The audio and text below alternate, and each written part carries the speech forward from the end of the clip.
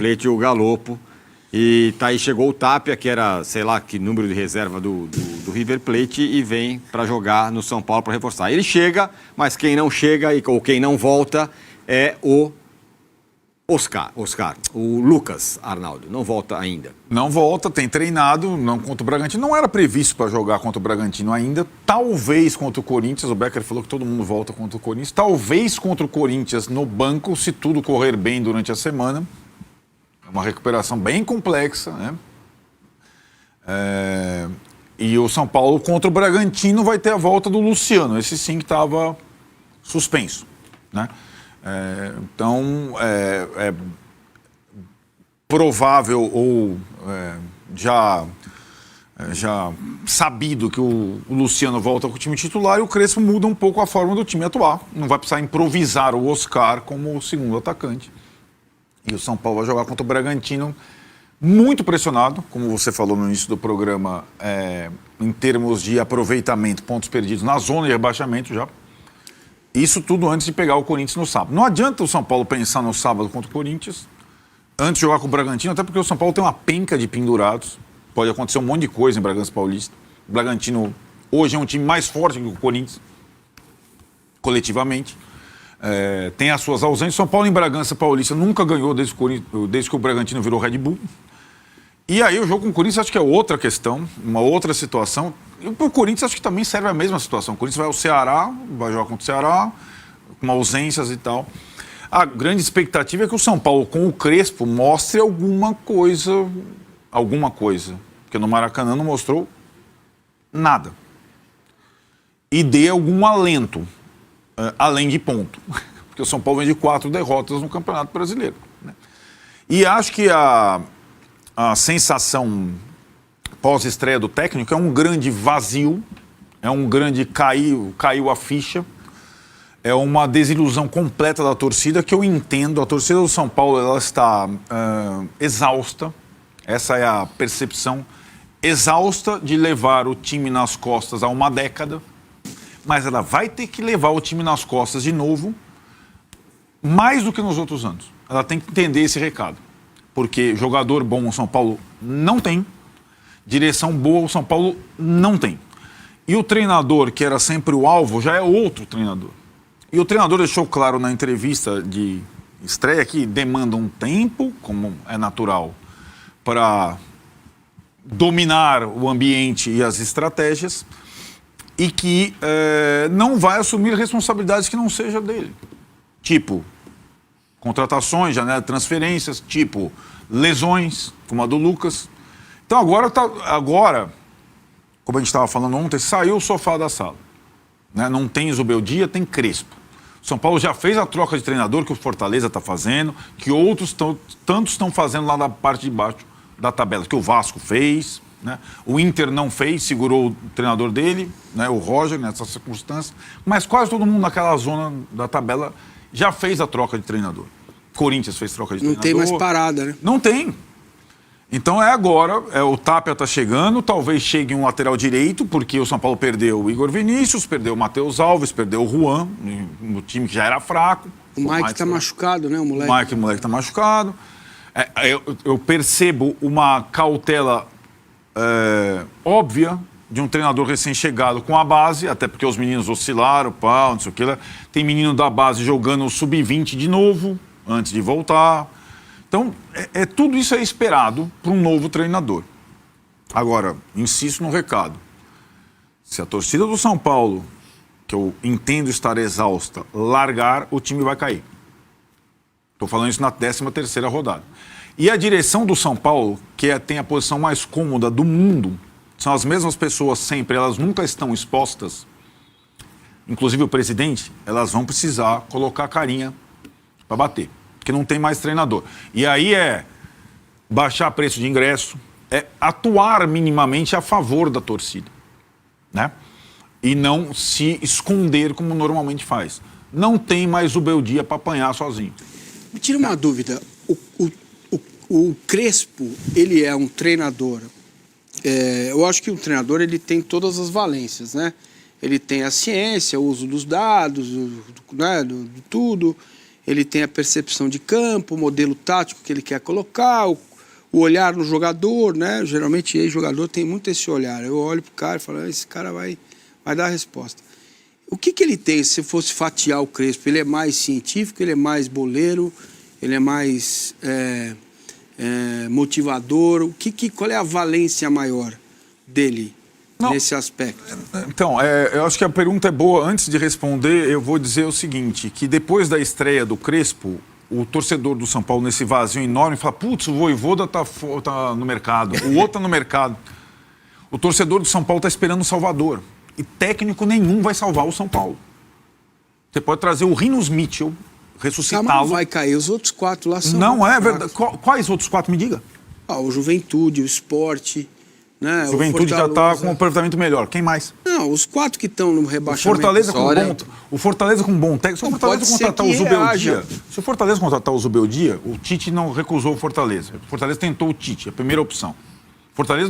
O Fortaleza não vai medir esforços para permanecer na primeira divisão. Ele não fez a troca ainda. Se o Fortaleza errar na troca, talvez ele caia. Se ele acertar na troca, ele pode terminar à frente do São Paulo. O Fortaleza não tem 3 competições. Quem tem 3 competições é o São Paulo, com o elenco mais curto do país. Não, mas aí ele vai ter que optar, entendeu? Vai ter que optar quem? O São Paulo. Exatamente. A direção do São Paulo vai ter que optar. Essa é uma outra situação que não é do técnico, é da direção. Olha aí, Copa do Brasil. Para essa direção tomar uma... Exato, é isso que eu tô falando. Isso é difícil, hein? É isso que eu estou falando. A direção do São Paulo. Não importa a característica do Crespo.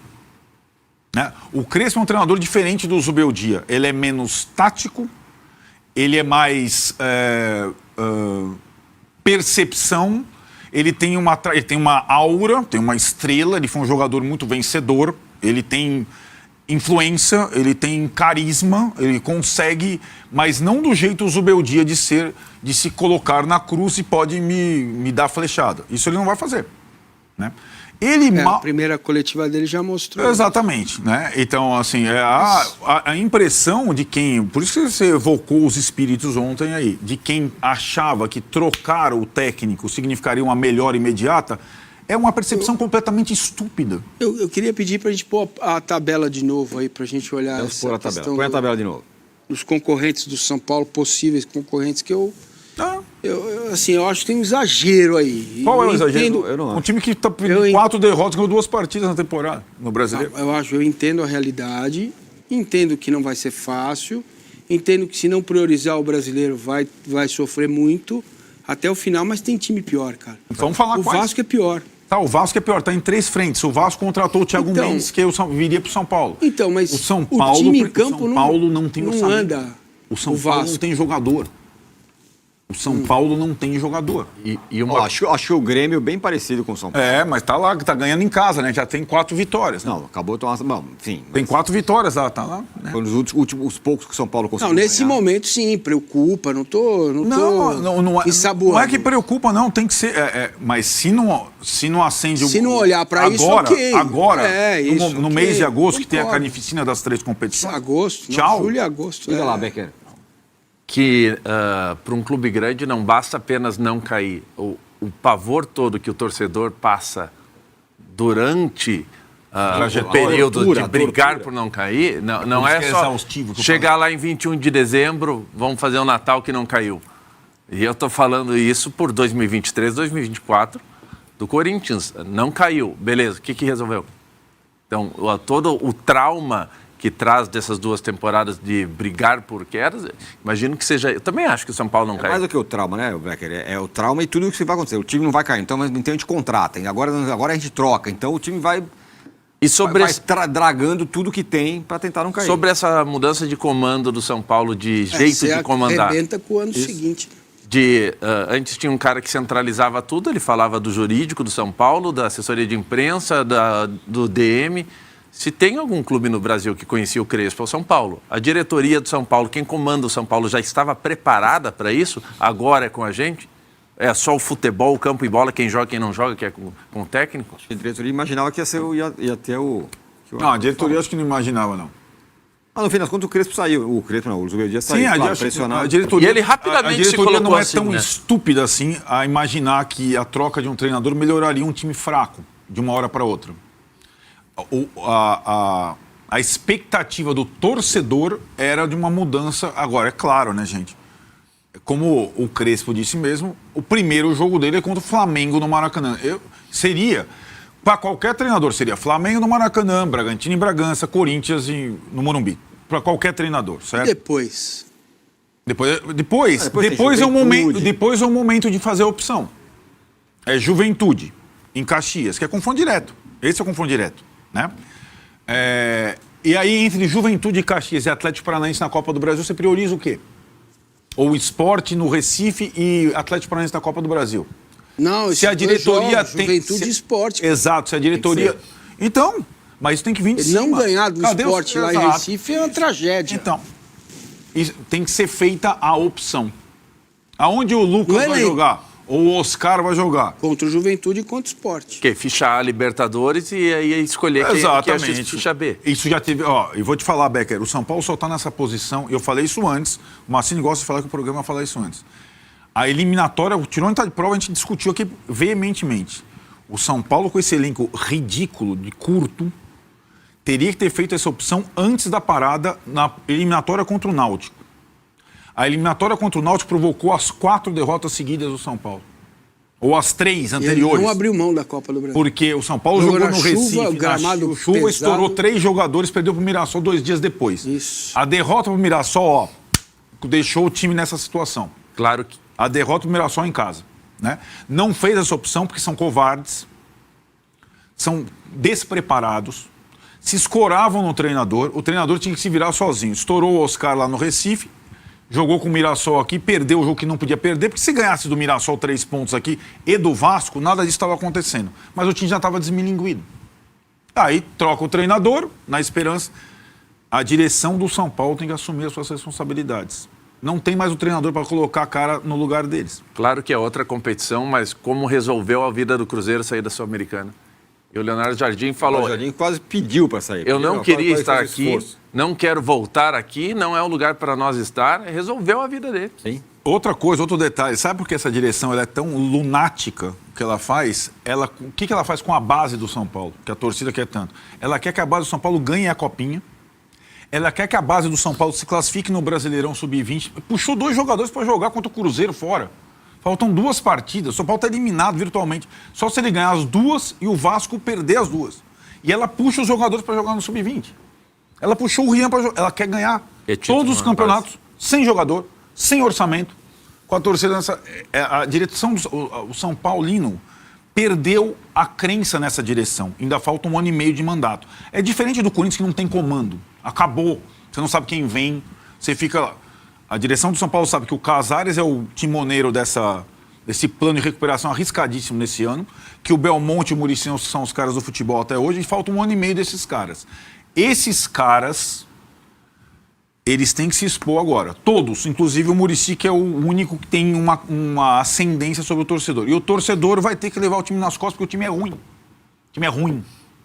Então, você ou leva, como em 2017, ou cai. Simples assim. Mas 2017 tinha o Hernandes ainda em resto de forma, né? Tudo bem. Você pode ser sei lá, o Oscar pode ser o Hernandes, o Lucas pode ser o Hernandes. A questão é o ambiente para a reação. O jogador, claro que é o final da ponta, que é ele que vai fazer gol e vai decidir jogo, né? Mas o ambiente para a recuperação, o foco na recuperação, ele tem que ser feito como em 2017 e foi via torcedor, né? Isso foi feito, o ambiente foi feito, né? Naquele ano que o Cueva também foi muito bem, o Prato foi bem pra caramba, jogou pra cacete. E quantas competições São Paulo tinha em 17? É armadilha. Armadilha são as 3 competições. Pois é. Não é nem porque em 2017... Essa decisão... 2017 o Ceni tinha sido eliminado das 3 competições com o São Paulo mata-mata numa mesma semana. Paulista, Copa do Brasil, o primeiro jogo Sul-Americana. E aí o São Paulo só tinha o Brasil. Agora o São Paulo não dá para equilibrar prato. Atlético Paranaense, como diz o Massa, tem que jogar o sub-BB. O primeiro jogo é lá? O primeiro jogo é no Morumbi. É mais traiçoeiro isso. E tem que o presidente tomar a decisão e ele falar. E ele não fala? Ele fala. A decisão é institucional. Não é do Crespo. Porque aí é Juventude fora, Atlético Paranaense em casa pela Copa do Brasil, Sport fora e Atlético Paranaense no sintético. Quer dizer, É se isso. você forçar isso tudo aqui, no outro jogo você não tem time para pôr em campo no Brasileiro. Então é isso, galera. É como o Arnaldo falou aí. Arnaldo disparou aí, o São Paulo, se não se cuidar, cai pra Série B. O Arnaldo tirou. O Arnaldo Ribeiro pistola com a diretoria, né?